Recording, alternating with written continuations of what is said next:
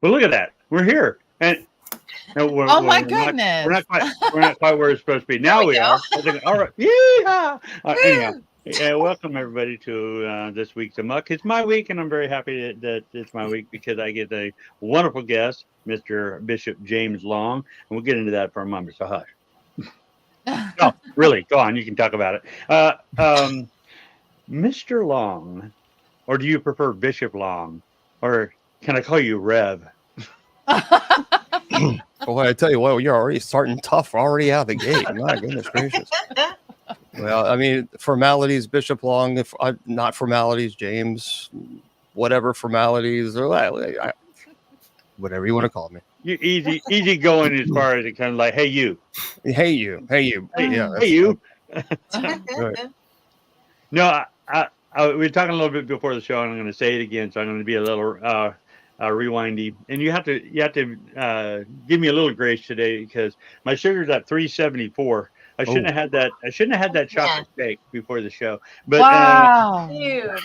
I don't have my watch because it's dinging at me. I had to get rid of my phone because it was dinging at me. I was like, okay, anyhow. I want to know.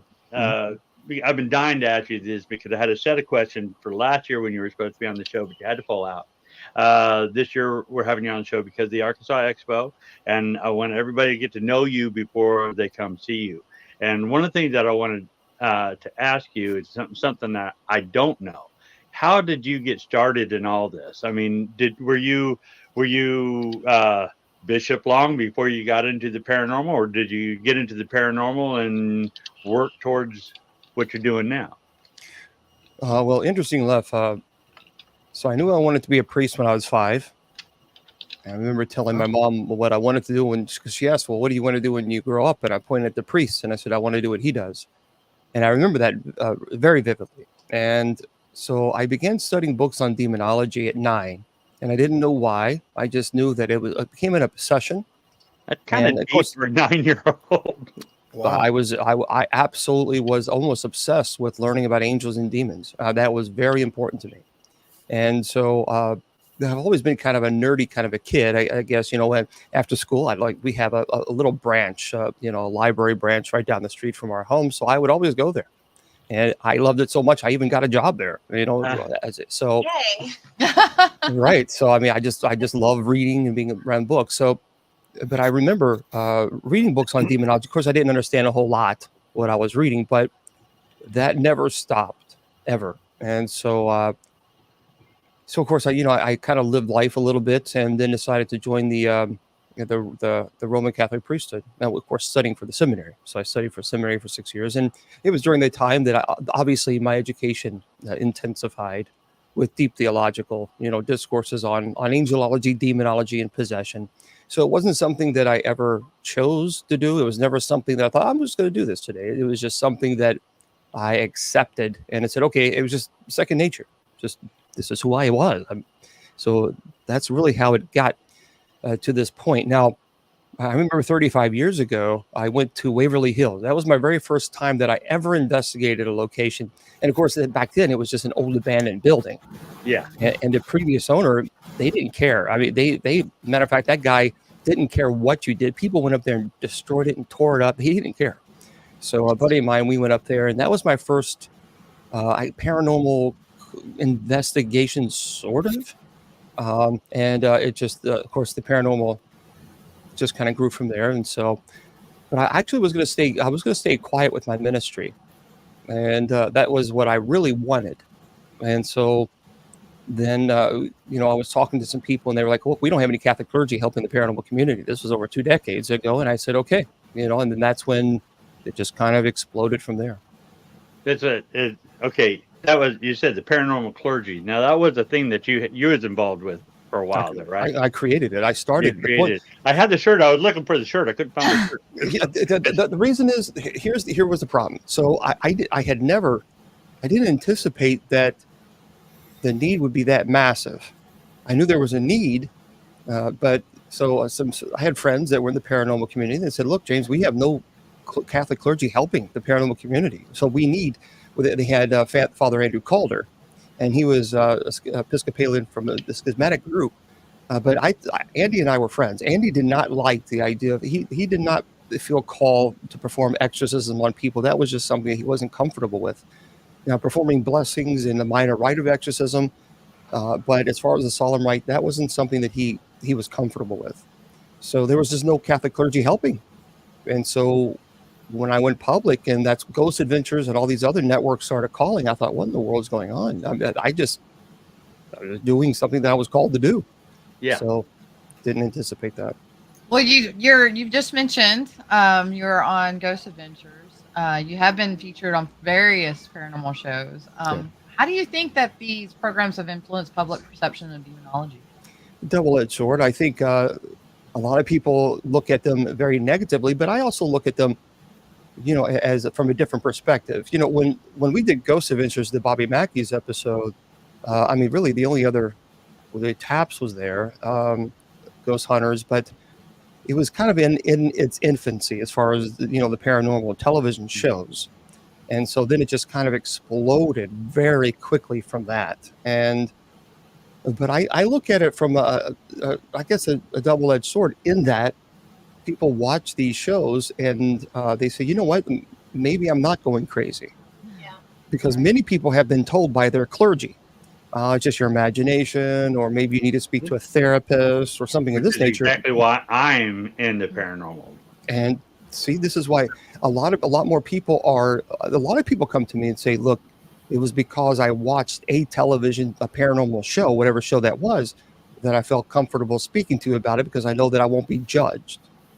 So there have been a lot of clergy have done some really a disservice to a lot of people, especially when it comes to having paranormal activity in their home and then feeling that they're losing their minds. Well, and I say this a lot on the show, that the whole reason why I started the team was because I was experiencing paranormal stuff. I went to my pastor, and he wouldn't listen to it, wouldn't hear it. And I was like, okay, well, I need to pick up the ball that the churches had dropped, and actually help people from a Christian perspective, versus, because there's a lot of the let's say metaphysical beliefs out there that may not handle things the way we would handle it. I think it's a shame that look, I understand sometimes clergy has to be called to this ministry. And people, this is a special ministry within ministry in general. So this is a calling. It's not something and I understand there's a lot of clergy that are not comfortable with it. I get it. I totally understand that. But at the same time, I think clergy has done such a disservice by making people feel guilty because they are having legitimate issues in their home. And people have gotten so angry, or clergy have said, oh, I'm sorry, but you're not a member of this church. And so because you're not a member of this church and you're not paying us a substantial amount of money in the collection, we can't help you. That's such a that's a disservice. I kind of steer those people to 1 Corinthians 12. Say, how do you get that, sir? But no. So you started clergy wise and move in that direction. Then you went on a ghost hunt at Waverly Hills, and then what's prior? Huh?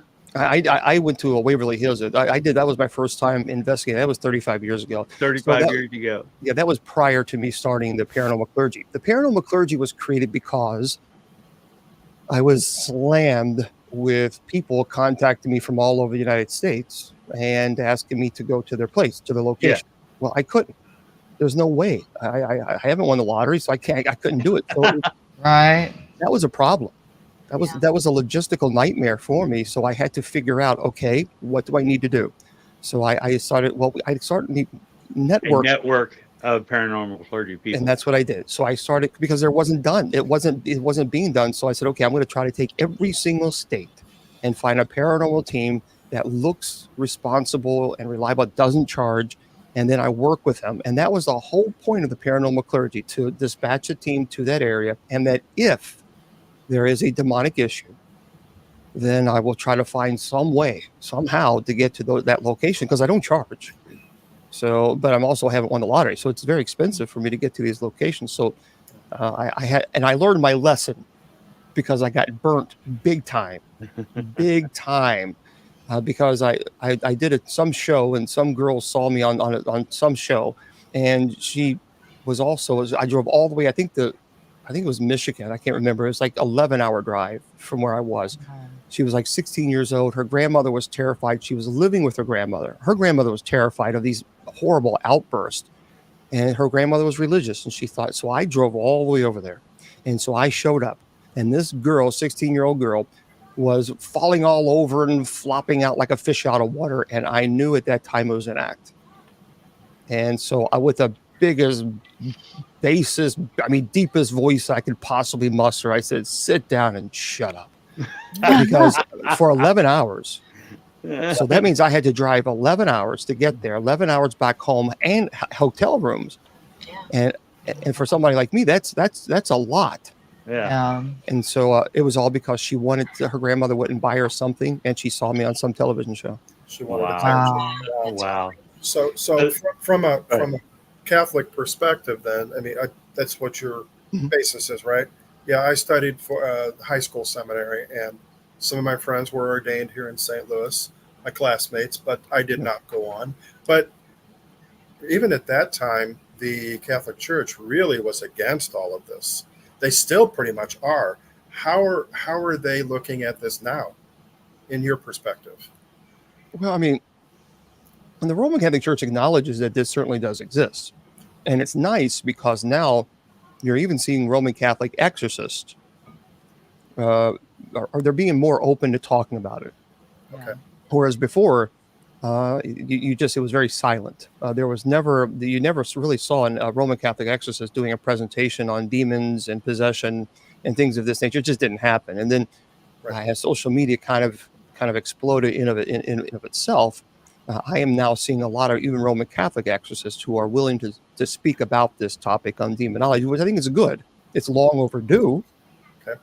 But I think it certainly is necessary for proper education, because there's a lot of information out there that's just blatantly false and incorrect. Correct. Yes. Which leads me to a question that when we first saw you, like I said, I believe it was 2008, it could have been 2009, but it was at Mid-South, and I was really excited to see your presentation.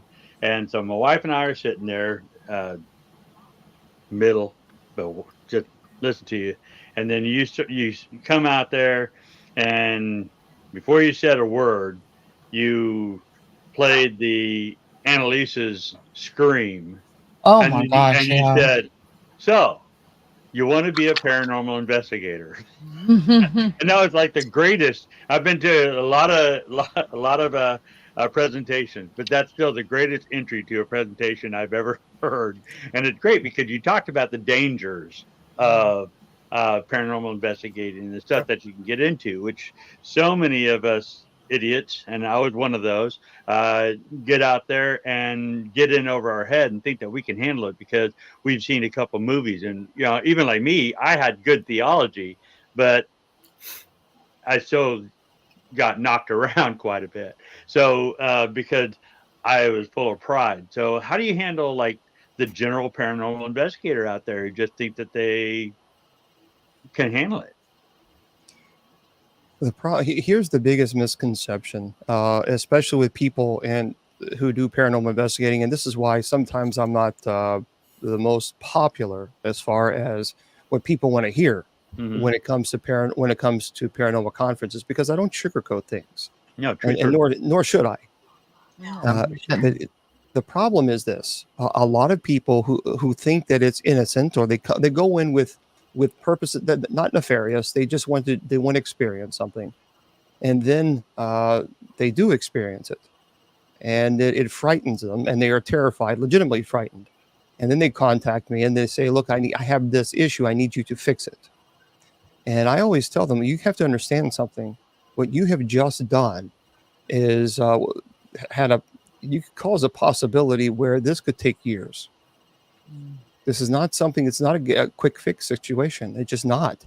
I worked with a woman who, for 3 years, I worked with her.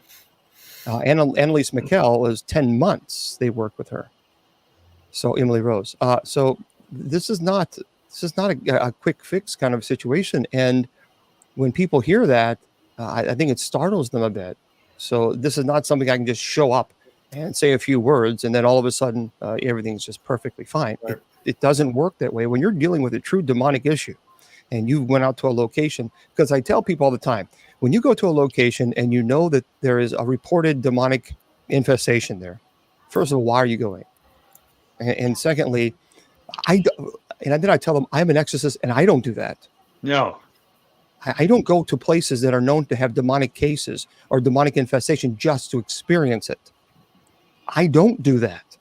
And if So I many don't people, do it, they don't know the difference between a malevolent spirit or demonic spirit. You can have Right, the you can have an misconception of angry, pissed demons off and demon ghost. possession. That's not a demon, but a lot of people will think a demon's just an angry, pissed off ghost, and then you're in trouble.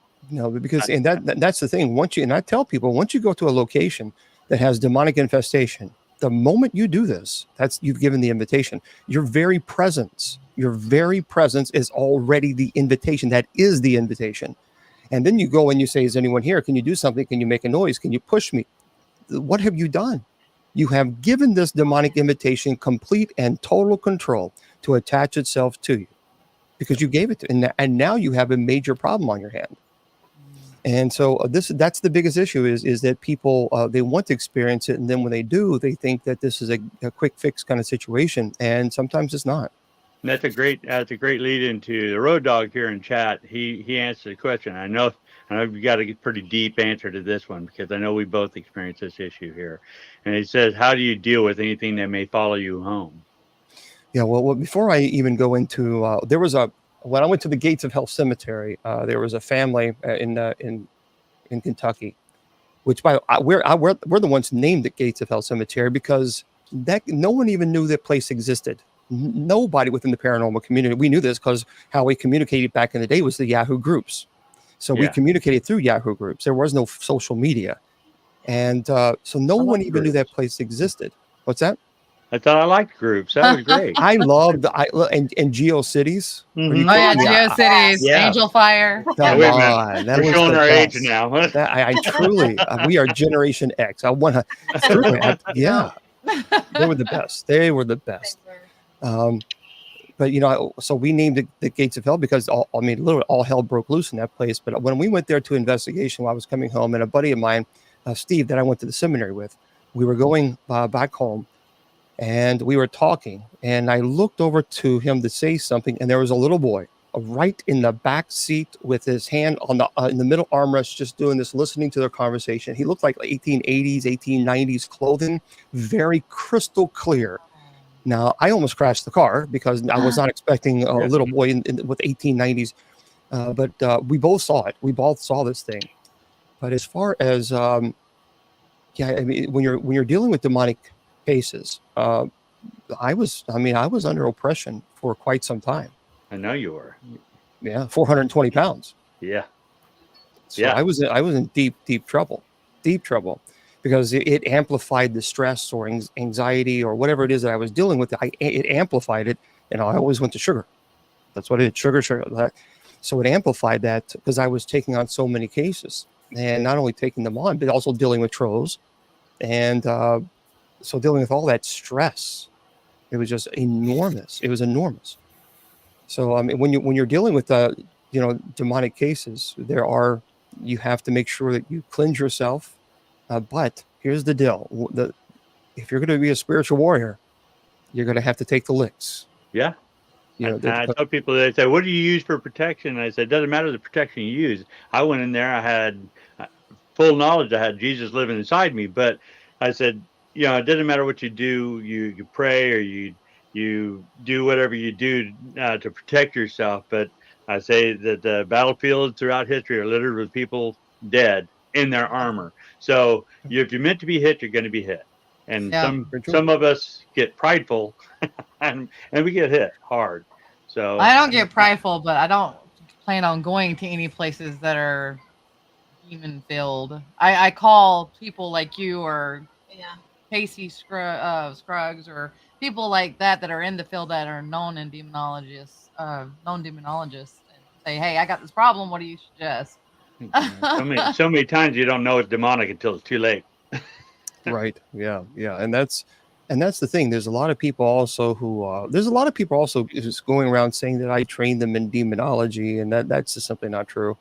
You're not a demonology sensei? No, I'm not. I have trained people. I have trained some people in demonology, but there's quite a few folks going around. Oh, I'm Bishop Long, and he trained me. No, I did not. So yeah, there's a lot of that stuff going on now. Well, speaking of training, how did you train? How did you learn? Hopefully, it wasn't OJT. You know, you stepped in and you're like, oh hell, it's bad news. But how did you train? I mean, was it through the seminary, the theology classes? Did you continue to train? How did you? The theology, yes. The theology, it was really intense in the seminary, which I appreciated greatly. As a matter of fact, I talked to the Archbishop, and the Archbishop knew that I had a calling to serve within the diocese as an exorcist. So he is fully aware of that, and I connected with the exorcist within a particular diocese. I'm not going to. You got to be careful because they're still trolls that like to harass people. So I'm not going to. You don't need to name names or anything. Yeah. So anyway, so I was mentored by him and trained in the right. And I was planning to go to Rome, and but some certain things took place, so that didn't happen. Okay. No. So do you continue to train somehow, or I'm always reading any type, especially quality books on demonology and theology, especially those formats. But it's hard to get these days because there are some books out there that are I would say are pretty decent, but they're lacking. I think what the problem is they're lacking the experience, because it's one thing talking about it and creating a theology on demons and angelology and the fall and things of this nature. That's one thing, but I think it's very important to get a perspective from an individual who actually worked cases. Okay. Because it's a different world. My first exorcism, I wasn't the primary, I was the secondary, so I was the assistant. And you read about cases where people, their eyes go black. You read that, and you read about how the whole room changes, and you can feel the energy. You read about that, but until you actually are there and you're present with someone, when someone's eyes do go solid black, or you feel that incredible heaviness within the room, the books can only teach you so much. And so I think it's imperative that more exorcists who are validly trained write about their experiences and, hey, look, this is what it felt like. This is what all the emotions occurred. This is what my body was telling me, because then it kind of brings that reality into a different existence. I'm getting excited here. See, that's why I agree with you 100%. I just think that more clergy should go out there and tag along, because then what the church as a whole is missing is actual spiritual warfare, because they look at spiritual warfare. I'll pray for you. I'll do this for you. Oh, you got this problem. I'll pray for you. But if they don't ever actually see the paranormal, then they don't have that faith behind their prayers. So it's good for them to come and bless your home. That's fine. But if you're like, hey, I've got this thing in my house, come pray for it. They're coming in there. They're not really putting their all to it, because they don't believe you, because they haven't actually seen it.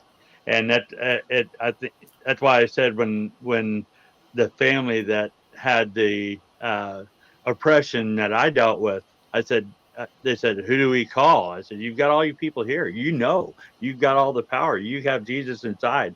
2 or 3 are gathered in his name. There he is. So do that, and it worked for them. So luckily, but I think it's great to have people, but you're right. You have to have somebody actually knows what they're doing to be in there, because if you go in there and you don't, you're going to run into, I don't care who you are, how long you've been in the ministry. If you go in there not believing that it's actually demonic force in there, you're going to get kicked around. See, and that's a very important thing to discuss as well, because there really is 3 types technically of exorcism. So there's the minor rite of exorcism, and this is when a demonic entity has infested itself within the home, And you don't. There's no such thing as performing an exorcism on the home. That doesn't exist. You bless a home. You perform an exorcism on the demonic entity that has infested itself within the home. So that's one thing. And now there's also what's called a prayer of deliverance or deliverance prayer. So someone has an attachment, and the laity can certainly do this. You can pray over the person. That's called supplicating exorcism. So in other words, you are calling upon God to remove that attachment. So that person is under the stage of oppression. So there's an attachment. Now that's a big difference. Two completely different situations between a deliverance and the solemn rite of exorcism.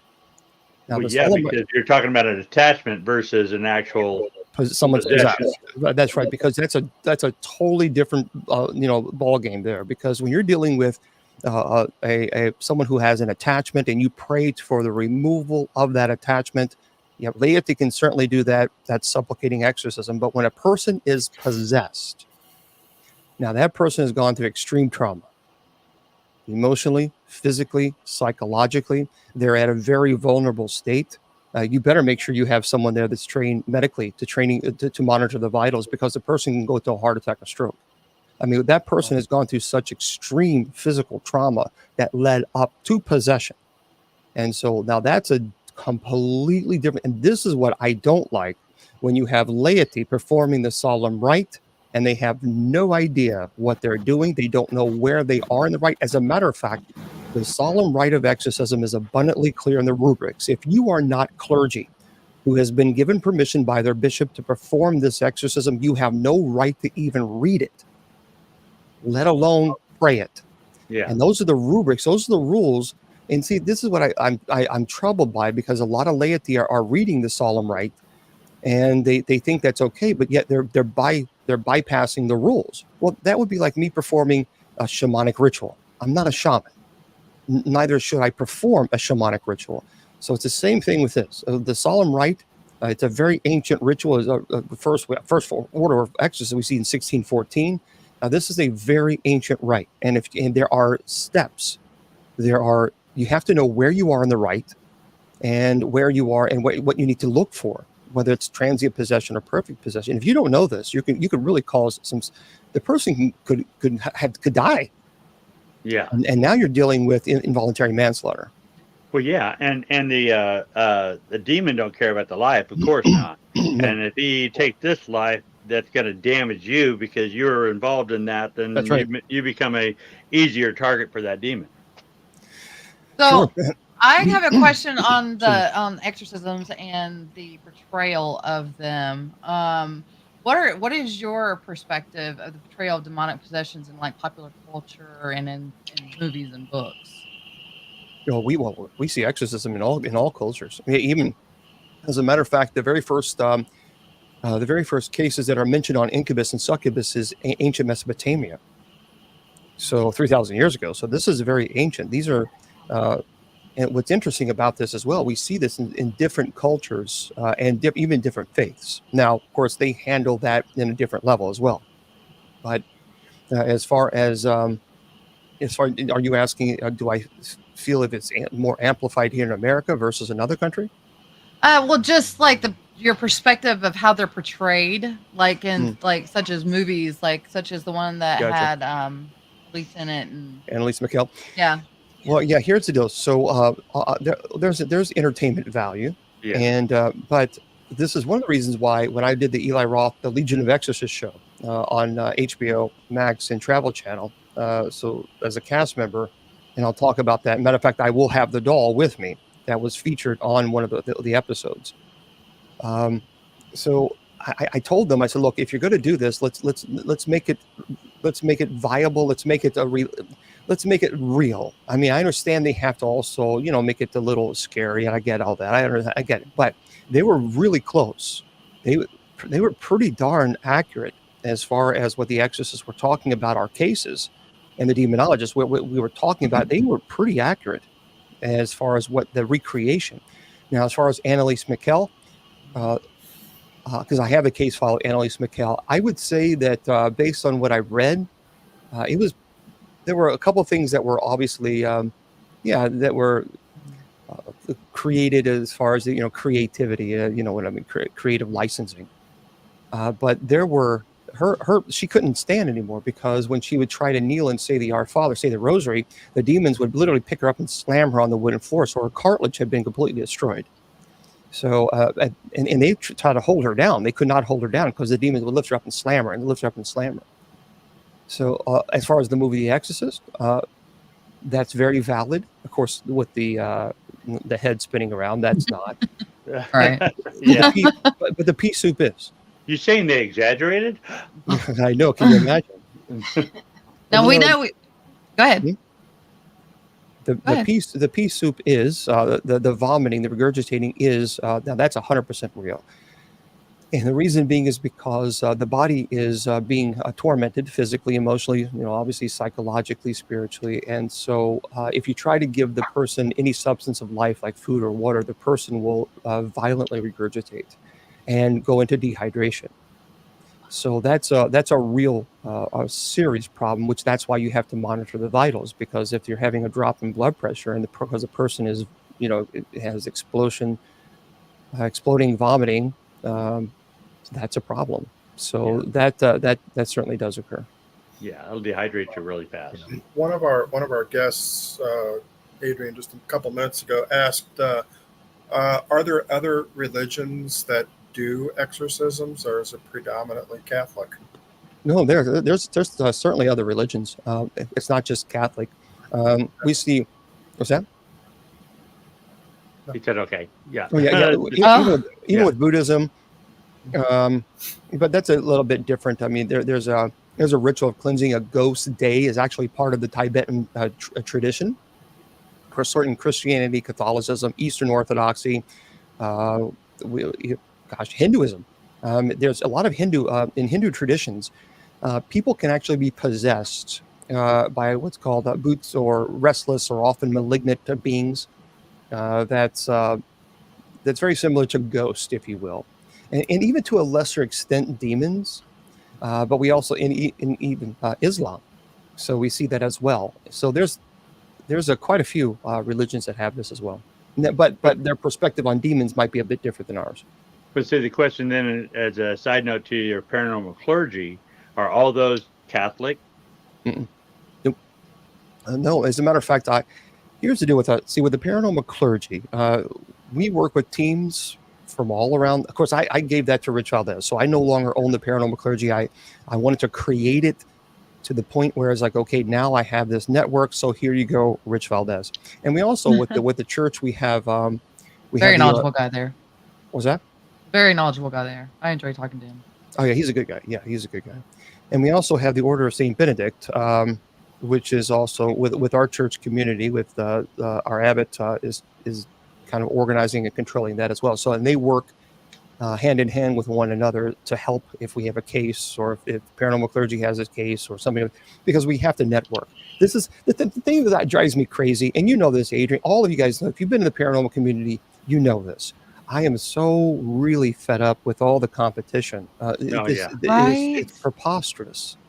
This is not a competition. This is not a who's going to get, receive the first place prize. We all should be networking with one another. 100%. However, I won't work with a team. I will not network with a team that charges Oh gosh, no! Why charge? You're supposed to be there to help the people in the spirits, not fill your pockets. Well, there was one in particular team, which I'm not going to mention, but there was a particular team that had a psychic on, which I do believe people are gifted, and they just use that as the catalyst for the psychic then charging the clients to do readings and do cleansings, and they basically would split the money. Oh, nice. No, I've never made money doing the paranormal. Lost a lot. And if you don't mind, this is one of the things, and it kind of bothers me that no other clergy has spoken about. I've gotten a lot of flack from other clergy members who have throughout the years who've, oh, he's just a ghost hunter, he chases ghosts and all this, just really look down on my ministry. And I always say to those people, I say, you know what, here's what's fat, and they attack, the paranormal teams. And then I say to me, it's really fascinating that you as clergy would sit there and attack paranormal teams when you're not the one answering the call at 3 or 4 o'clock in the morning. Exactly The right. paranormal teams are. You're not the one buying the $1,000 of the worth of equipment. You're not the one going to people's home who you don't know, who you don't Trying to owe them discern. anything. You Yeah. don't owe these people anything, but yet you're willing to leave your family. You're willing to travel miles and miles and miles, hours to someone's home who you don't know to try to help, to validate or try to debunk. You go to these people's home, you try to get information. If you gather all that information, and then you have to review all the information, that takes a long time too. And then if there's a demonic case, then you might bring a clergy in. So I said, for those clergy members and for anybody else who are attacking paranormal investigators, I tell you what, maybe we'll stop taking the cases and you go answer the phone call and you spend thousands of dollars and you travel hours, but they never do it. Nope. They never do it. And they argue about it too. And they argue, yeah. And they tell us that you're a bad Christian or you're wrong. Right. And I'm like, I said the same thing. I argued with a guy about 4 or 5 years ago. And I've been doing this for my stuff for about 15 plus whatever. But I said, okay, if a friend of yours would call and said there's weird stuff going on, would you go and help them? Oh, I just call them and tell them say prayers and all that. I'm like, good start. That's the perfect answer. That's not my question. Would you go to help them? Oh, blah, blah, blah. Call the priest or whatever. I said, no, you still didn't answer my question. Yep. Same answer. I'm like, fine. I would go to help. You wouldn't. So who's wrong? That's right. Who is real? And that's the thing. People who are on the sidelines who are attacking the paranormal, and I do this all the time when I do my presentations on Friday on TikTok or anybody else. I'm the very first one that stands up and defend paranormal investigators who go out, who answer the calls, who spend the money, who goes to do all the evidence. I said, and people are always attacking paranormal investigators. I said, I tell you what, this is what we're going to do. The next case that I have, I'm going to contact you, Mr. Churl, and I want you to go out and buy all the equipment, and I want you to travel to the person's home. I want you to go through hours and hours and hours of evidence, and then I want you to submit that to me, and then maybe I can get involved if I can. You go ahead and do that. And it's awfully funny. Well, it's still wrong. Oh, I got you. I see. It's still wrong. Oh, you're playing with demons. No, play with demons. Oh, no. We also have the religion that believes all ghosts are demons. My son is actually a minister in that, and it's like, no, son, had a big conversation with my pastor. I said, you know better. I said, you just go on Jesus, because Jesus dealt with it. It was doubting Thomas, not silly Thomas. He didn't say silly Thomas. There's no such thing as ghosts. No, he said, would it go eat with you? Would it go sit with you, talk with you? No. And when he dealt with the demon, he's like, dude, get out, go away. And when he dealt with an angel, he was like, hey, let's talk about this. So there's a clear difference between those three entities. But everybody said, oh, don't mess with demons because they're fallen angels. No, they are not. So what are not? What are not? No, I don't believe that. I don't believe that demons are fallen angels. Do you believe that demons are fallen angels? Certainly. Yeah, yeah. Good. I like it.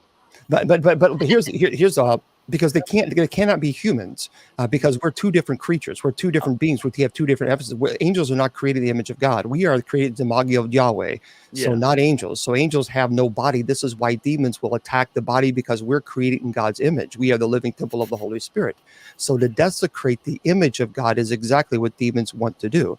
So human beings cannot be demons or angels any more than angels can be human beings, because angels are here to serve us. They're here to protect us. And they are also here to praise God. But people who always say to me that all ghosts are demons is absolutely absurd. And I say, well, where does it say that in the Bible? Well, I don't know, but we are convinced. And I said, I can actually prove to you that you're wrong. Well, what do you mean? Well, Matthew chapter 14, verse 26. Remember when Jesus was walking on water? Yes. And what did it say? When the disciples saw him, they saw him walking on the water, and they said, it's a ghost. It's a ghost. Yeah. Furthermore, in Luke chapter 24, verse 36 through 51, when Jesus appeared to the disciples and they were terrified, they said, it's a ghost. And Jesus said, I'm not a ghost. You can touch my flesh and see Yeah. that ghosts do not have flesh and bones as you see that I have. So what does that mean? One, if ghosts did not exist, Jesus would have told the disciples, don't be silly, ghosts don't exist. That's what I said. Right. Holy Thomas. Yeah. But, and what does it also tell us? It tells us, well, and then they say, well, they meant, they were talking about demons. Nope. The language in Greek is completely different. The words are not even similar. And it tells us that the disciples had the concept of what ghosts were. They all had concepts of what ghosts were. It was just a normal thing. It was. But see, the people want to use scripture and say, well, it's just, it's all demons. Oh, nope, that's not correct. Nope. And we know that. We know that's not correct. Yeah. Well, I say that because my son is actually, his father-in-law is a priest, a preacher, and he is training to be a preacher himself for the same religion. And I'm like, son, there's going to be some things you and I just don't agree on. Now, Adrian, I am dying to know, what is your theory on demons? Oh, Uh-oh.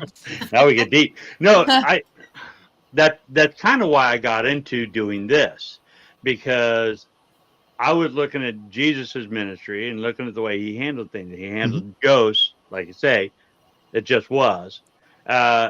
Demons, it was all catching them out, moving them away, all that stuff. Although he didn't send them to hell because hell hadn't been established yet. So where did what to do? They have a reason to be here. Angels, however, whenever you encountered the angels, it was all a conversation with the angel. It's written this, written that. So I don't know exactly how angels come along. I did go down the path, and I still kind of think of the path of the Nephilim, and because they shouldn't exist, they were brought about in different ways, so they had no reason in the plan. So God wiped them out. So they had no place to go, so they roamed the earth, and that's why they do what they do. Same thing what they said. They don't have a body, so they attack that. They attack those who praise God, the God that destroyed their bodies. So I don't know this side of life. I just know that the way Jesus handled the demons versus the way he handled angels seem to be different to me as I read the book. You're obviously more read than I am. No, I love listening to other theories. I mean, because it's important, because that's the one thing that I've learned is, if you don't humble yourself, and meaning me, because when I got out of the seminary, when you're in the seminary, you are very, it's almost like, I can't say it's military school, but it's structured. I mean, it's structured. When you get out of the seminary, you're very confident, and almost that confidence can sometimes get in the way of listening to other people's perspective. And I think with age, I've learned to just chill and just listen to other people's perspective, and instead of being, I have all the answers, and no, you don't. Are you Bishop Adrian? Hush. But it is interesting. It is interesting. Now we can talk about the Nephilim. We can talk about the Nephilim. We can talk about, but now, so who do you think then was tempting Jesus in the desert for 40 days? That was an angel. So why would an angel that's supposed to praise God purposely tempt Jesus to dissuade him from his mission of receiving the cross? When did 1/3 of the angels fall from heaven? Now, that was Revelation chapter 12, verse 7 through 9. But when did that happen? Was that on a Tuesday? A.D., B.C.? Well, we certainly don't. That was certainly before the second person of the Trinity, which we know as Christ, went to human form. So we know that certainly if you believe in Adam and Eve, I mean, we see that in the Garden of Eden. But we also, not only that, but in the book of Job. So we see that throughout history, where I believe that what the catalyst, at least this is my perspective, the catalyst that kind of, I guess, drew this line in the sand, is when God created us in His image. Oh yeah, and that angels were there to serve us. And I think with Lucifer's pride, because Lucifer was a cherubim, and I think with Lucifer's pride and his hatred towards the fact that because remember, we have bodies as well, so we experience life through the image, the living image of the Holy Spirit. And I think Lucifer, because of his pride and hatred towards the fact that he was not giving a body, he was not giving this, we were, that in Revelation 12, 7 through 9, that's when he fell. And that he had to serve Us. Us. That's right. That Us. was the big thing. He said, I am, no, Cocky well, monkey. I mean, I can't say he said that, but you think he said, That's it. there's no way in hell. Oh, hell. That's the first time, No pun first time I intended. ever said it. No pun intended. But Wow. I just created a new place for myself. there we go. There we go. Oh boy. I'm sorry. Whoa, okay. I'm sorry. So you think so you think the Nephilim, huh? You think the Nephilim? So you're the Yeah, sons of what- God theory. Yes and no, because you think about. See, I don't know, because I mean, I went down that rabbit hole and went down the whole Lilith ideas, and I went down. Yeah, I don't believe in Lilith, but I went down as I was going down the Nephilim path. I started thinking, well, how many were there, and then how many demons are there, and how many classes of demons are there? Because I believe there are different strengths, because I think Sure. we all have demons, and I think every now and then that you come across something more powerful. Maybe that's an angel. I don't know, because I don't know exactly how it works. I just know that it's there. I know that I walk through darkness, as you have, and now I know what to look for, and I know to listen to people, and like you say, to humble yourself, because I was going through it, but I didn't hear other people. Actually, the only person who was really getting on me was Tina, and I should have listened to her. I should always listen to her. I hope she's not listening to the show, because then Well, would you she'll like hold that over my head. would you like for me to pass on the information that I learned from an exorcist who taught me, who had been an exorcist for quite some time? Yeah. 3 orders of angels. Highest order, or the sphere, is seraphim, cherubim, thrones. Second is dominions, virtues, and powers. And the lowest order is principalities, archangels, and angels. Satan was a cherubim. Many theologians believe that Michael also was a cherubim as well. So the idea. So let's talk about the gap theory that you're referring to. Is offsprings of angels and women. Okay, that was actually sold. That was actually presented for the sole purpose of selling documentaries and DVDs and things of this nature. It's based on the sons of God, the gap theory of Genesis chapter 6, verse 2, that the angels had relations with women. They were so. But here's the problem.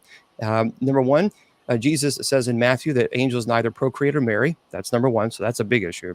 But number two, we know that the Nephilim could not have been the offspring of angels, demons in this case, in women. Because Genesis chapter 6, verse 4 tells us that the Nephilim existed before and after the sons of God had relations with women. So therefore, they could not have been the offspring of angels and women. And technically, the sons of God in the Torah, you see this in the Septuagint, which is really clear that they are the children of Seth. He was the third child of Adam and Eve. So the sons of God were technically is not. And actually, Nephilim means fierce warriors in Greek. I knew that. So yeah, the idea that demons or angels had relations with women, it's simply that Jesus said it can't happen because they're generalists, and so that's the biggest. And by the way, even Saint Paul says, don't argue over endless genealogies and the foolish myths of the Nephilim. He says this in 1 Timothy chapter 4, verse 7, because the book of Enoch, which is Gnostic, is really what promulgated this whole idea of the Nephilim existed. But the problem with the big issue with the Nephilim theory is that it places the blame of sin on demons. Oh yeah, and it takes the accountability away from humans. So it says, aha, it's all the demons' fault. It's all the demons' fault, that's just simply incorrect. Now that falls under ordinary demonic activity through temptation, but we ultimately make the decision. So we can't use demons as scapegoating. So well, yeah, most of the demons we talk about, we've created our own through our own sin. It's not actually a demon; it's just our stupid, ego, fallible nature. Well, now there's two types. Now, of course, there's ordinary demonic activity and extraordinary demonic activity. And ordinary demonic activity is when demons will tempt you to sin and to do things that you maybe shouldn't do. You might have temptations, but they go, oh, come on, you can do it. Come on, you can have one more drink. Oh, you can do this, or you can do that, or that. Before you know it, now you made some bad decisions. But that's the thing, isn't it? Because the real rub of it is that they can't make you do anything. That's right. They can only suggest. So all these things that you've done while under demonic oppression, Mhm. You did. You did. And see, And the book of Enoch says, "Oh no, yeah, you're after you go innocent." past everything and you look back at it, then you have that, wow, I wasn't strong enough. So I have guilt afterwards. So yeah, pretty bad. I have a question about that. You're talking like mental stuff. In your experience, is there a connection between mental health issues and what some might perceive as demonic possession? I'm sorry, what was the question? In your experience, is there a connection between mental health issues and what you might perceive or some might perceive as demonic possession? Well, it can be because, for example, when the eye is going black, that could be a neurological condition, or it could be a catatonic issue, or again, neurological, when they can't move or their body becomes rigid. But we clearly can establish whether or not a person is, because there are multiple manifestations in possession. But there's a couple terms called prognostication and retrocognition. So prognostication is the ability to know the future, and retrocognition is the ability to know your sins. Now, demons can't read your mind, because they're not all knowing. That would be God. God is all knowing. But because sin falls under ordinary demonic activity, that is why they know your sins. However, that's why an exorcist will always have the sacrament of reconciliation or confession prior to performing an exorcism, because you take that ability away from them, so they don't use that against you to cause the ritual to stop. So that way you don't have. There's no conversation in an exorcism. When you're performing the solemn rite of exorcism, there's no such thing as a conversation. You're not having a conversation with the demon. That doesn't exist. What you do is, there's only two things you should want to know. What is your name? What is the hour of departure? That's it. And you command that. So you don't ask, you command. And anything else, you silence the voice. And as a matter of fact, in the rite, it's very clear that you have to silence the voice, because it will cause you to, it can even disorient you by the screaming, because it's called throwing the voice. So what happens is it will scream, and it will be like 8D. If you've ever been on YouTube, it's the best way to describe it. If you've ever been on YouTube, go to like a 8D surround sound or earbuds, and put some earphones in. And that's what it's like. It's for the sole purpose of disorientation, because you hear it here, and then you'll hear it over here, and then in front of you, and then behind you. And it tries to disorient you to cause the rite to stop. And you have to silence the voice. Oh, wow. Interesting. I didn't know. Man, that. I got That's so much. This hour has flown by. I got 7 minutes. So I want to talk paranormal TV shows and stuff with you. You've done, before we get lost on here. Now, you've done several different things. You've been on, I know you've been on a couple different Booth Brothers things. You've been on Ghost Adventures. So I don't know, you did the live blessing thing at the. For crying out loud. What? Wasn't that the greatest? Wasn't that a highlight? That, it was a minor rite of act. I can't help how they people got mad at me. I wasn't the producer. I wasn't in charge of that. And here's what people don't know. So this house, the family, actually, the wife is the one who contacted them and said that she wanted me to go there because she was pregnant. Yeah. And we weren't allowed to present that information, because I wanted to be quiet. Of course, now we can. But that's why she wanted me to come in and perform the minor rite of exorcism. And people, it was nasty, with all due respect. So the Roman Catholic, there were some clergy that were really, really nasty. I mean, some of the things they said was just, it was unfortunate. It was truly unfortunate. And one of the persons who said some pretty nasty things was an individual that I went to the seminary with. Wow. And I thought, my gosh, I'm blessing a home. I'm blessing a home. So that was rough. And so, we got there, and there were people on the top of the hill. There were Satanists doing, curses and all this other stuff. Oh, it was insane. Insane. Yeah. Anything. Yeah. All those lights out there in the house and everything. Yeah. It was. Yeah. It's crazy. Yeah. There's no way to do that in secret. Which house was this? That was St. Louis. That was the Exorcist house in St. Louis. The one here in St. Louis. But and that's the thing. So they advertise it as exorcism live. Okay, I can't control how they. But here's what I will say about the Travel Channel. And this is when I really respected the Travel Channel. So they gave me 10 minutes. And I told them, I said, listen to me, I can't perform the minor rite of exorcism in 10 minutes. And this wife asked me to do it. So here's the deal. The only way that I'm going to do it is after, I come out and say, okay, it's all done. then when we wrap it up and we're off the live show, I don't want anyone bothering me. Please stay out of my way. I don't want people breaking things down. Let me finish the rite. Yeah. And the director and the producer says, okay, fine. So for 45 minutes or so afterwards, the director said, everyone get out of Bishop Longway. We're not tearing anything down until he finishes the rite. And they did. Mad respect. And Right that on. was huge Respect. respect. Well, That was because huge it's not a show to you. That's what people don't understand. Right. No. And I really appreciated that. I really appreciated that. And I also, the Booth brothers, I mean, is this a hard stop? So you do hard stop at 9 o'clock? No. No. We're probably going to run just a little bit over, but Okay, so let me tell you a quick story about Christopher. And when I first met them, I was kind of, I was like, I don't know if I really want to, because I didn't really know them, and I knew their history and their music and things of this nature. I was like, I don't know if I want to associate with myself. But Keith said, look, please just show up with this fam, and I did. So I was watching them, everything that they did. And let me tell you about Christopher. This is what happened.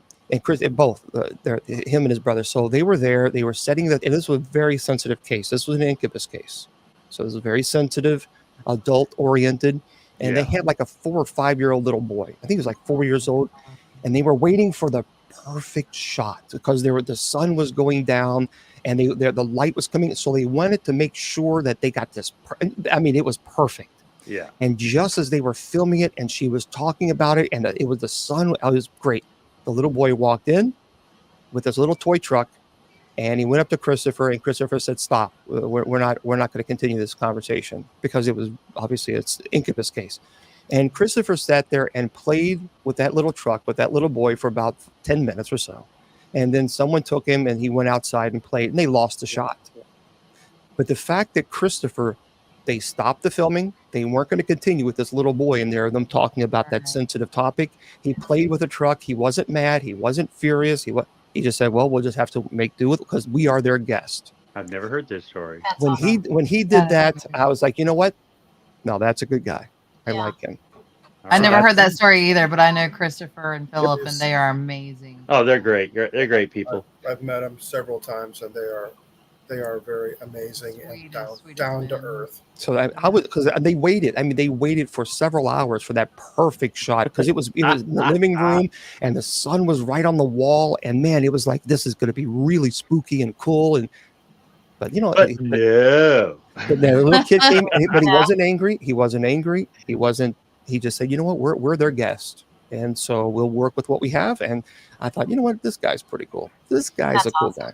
Yeah. So let's take a minute and talk about Eli Roth and the Legion of Exorcists. Yeah. What do you, how'd that come about? Let me tell you. Well, because I did Travel Channel before, and so they had contacted me, and I thought, well, I don't know, because I didn't. Quite honestly, I was concerned about who they were going to bring on. Yeah. Because I didn't want to, sit next to somebody that plays Exorcist for the weekend. Right. So I just didn't, because I've devoted all my entire life to this ministry, and there was one time I was $15,000 in debt by putting money on my credit card to go to people's homes because I don't charge, and I don't get paid as clergy. So this ministry that I do is 100% free. So I was putting myself in. So if I'm going to make that sacrifice, I'm not going to sit next to somebody who's a clown, who's, they're just not. Yeah. But I got to meet the cast, beautiful, beautiful people. And so we did that. It was a lot of fun. Got to meet Eli. He is just polar opposite. What you see on on movies and the Inglourious Bastards, the total, he's very quiet, reserved, incredibly articulate and intelligent. Wow. It's just the opposite of what you expect. So the question that everybody asks, I'm going to ask, is there going to be a season 2? See, we don't know. Right now, we've heard, we don't know. Really, that's the problem because the ratings were good and the people have talked a lot about it, but the writer strike really caused things to mess up. And so right at this point in time, we've heard nothing. We've heard nothing about absolute yes, absolutely no. So we're kind of in limbo. We just don't know. Rich is in the chat and Facebook said it was a great opportunity. Yeah, it was a lot of fun. It was, and I tell you what, the director the director Brian did a beautiful, beautiful job. But that's the great thing about these guys with Travel Channel. I mean, I think they did a fantastic job. They were very patient because we're not professional, we're not actors, so they were able to walk us through, and I thought it was great. I thought it was fantastic. So I love the show. I would do I it love the again. show. I actually enjoyed it. I think, of course, whenever they're doing reenactments and stuff like that, there's a little bit of corniness to it. I don't watch a whole bunch of paranormal shows, but I did watch all that season. It was great, and I do hope that it comes back on again because I like those stories, and I know that the paranormal community loves those stories too. So I love meeting the people in those stories. Like, I mean, I've met Bishop Long in the past, and he's an excellent human being, and Rich Valdez is an excellent human being. I mean, just talking to them and getting their knowledge and their experiences is and when you're bringing on the people that are actually involved in these cases. That's the doll that was in the. So I'm going to bring that.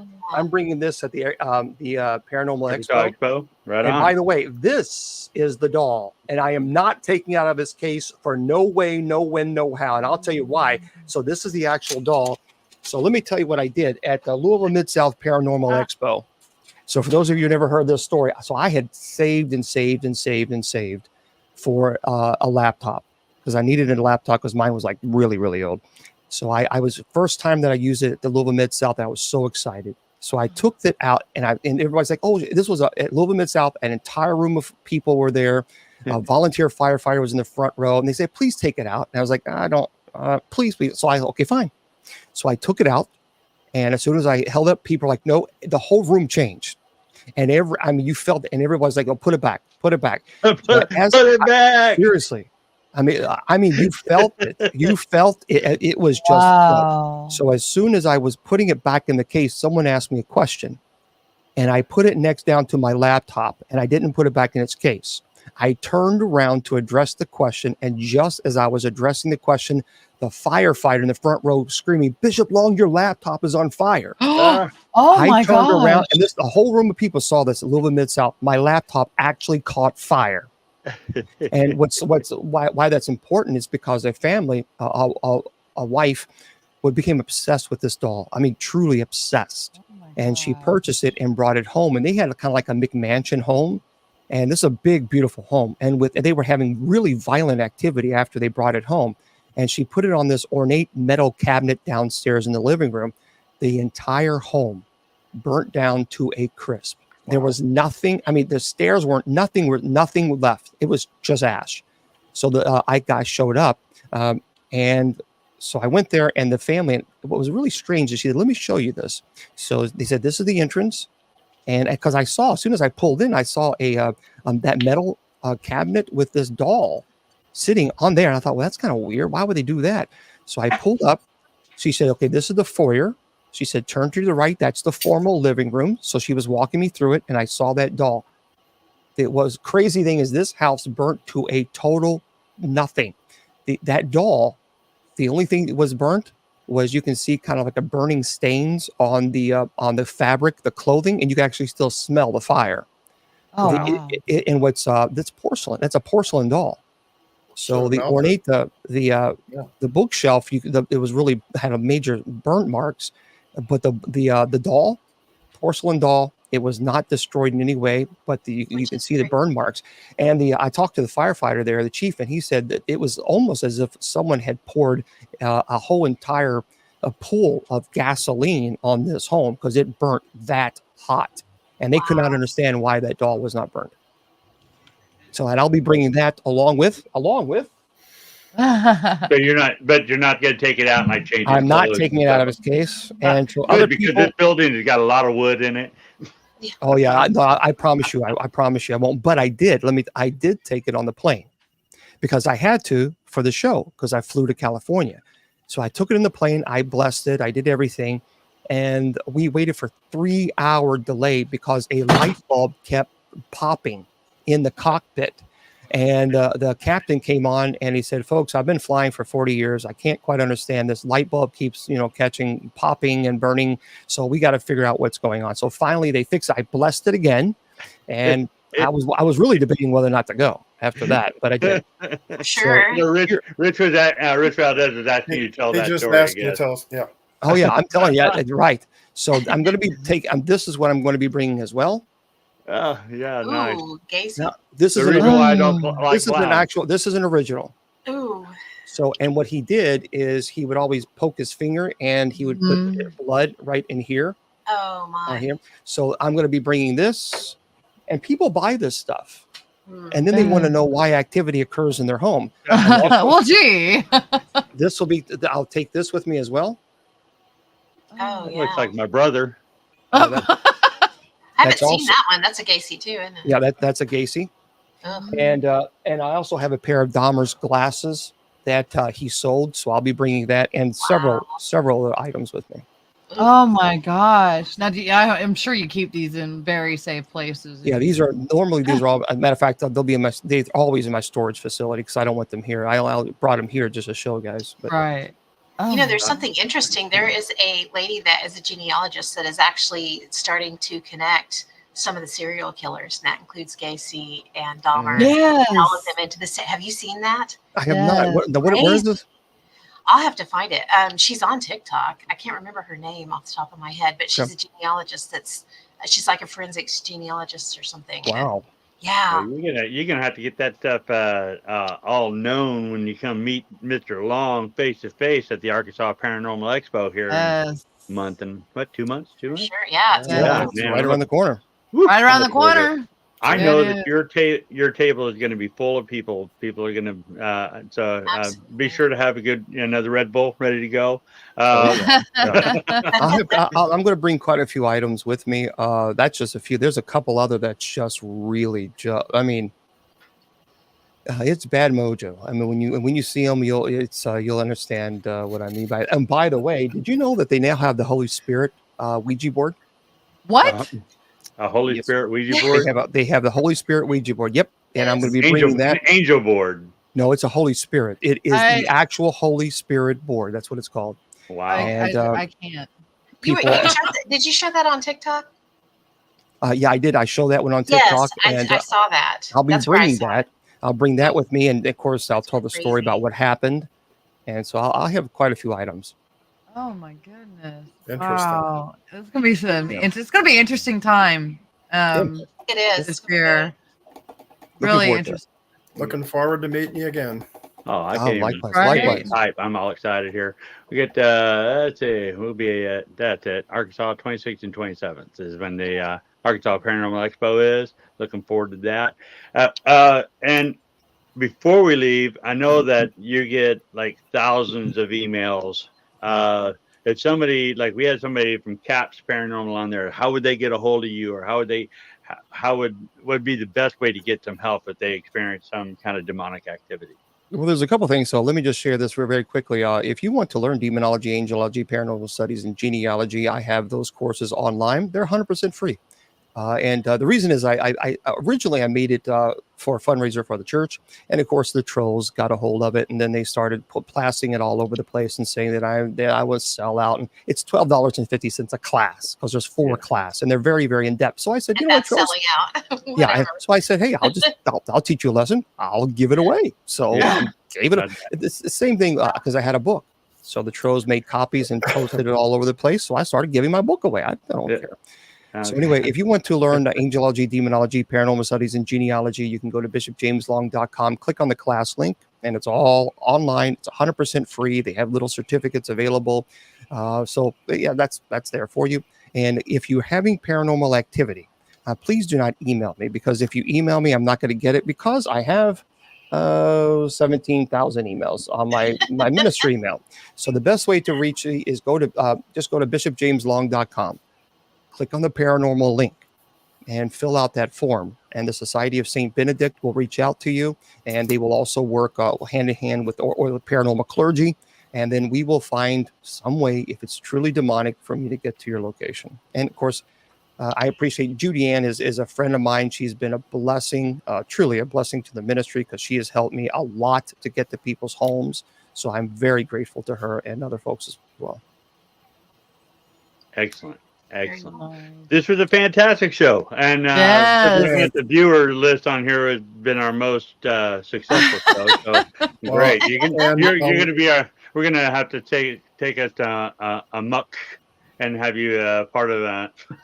I Arkansas, Missouri, appreciate it. Oklahoma, Kansas, and Kentucky. Anyhow, And by the way, Oh. yeah, someone was asking about the hell. The Bible actually refers to hell over 162 times in the New Testament alone, and Jesus mentioned 70 of them. So just a little trivia someone was Wow. asking. well, That's I would say awesome. read the book. It's great. It's a good book. It's It's a good book. It's been around. It's a bestseller. So, yeah, it's been around. It's been around a little bit. Been around a little bit.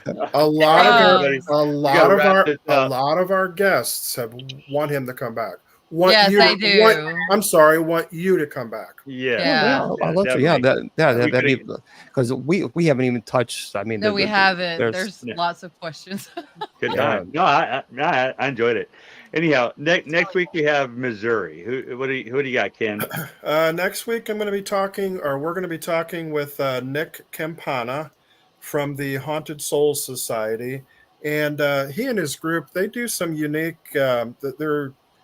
They're kind of out there in the forefront of creating some new research tools and ways of doing paranormal research. So I think it's especially with mirrors. And I thought that's going to be kind of interesting next week. So they're going to be on the show. I've known them for quite a while, and they're here in St. Louis. So that's who's going to be with us. Hang around, James. Awesome. Hey, everybody, thank you so much for hanging out with us tonight. And I am so happy you did, because I had a good time. And I'm glad you got to experience me having a good time. All right, folks. Bye. Bye, y'all. Good Good night, night. everyone.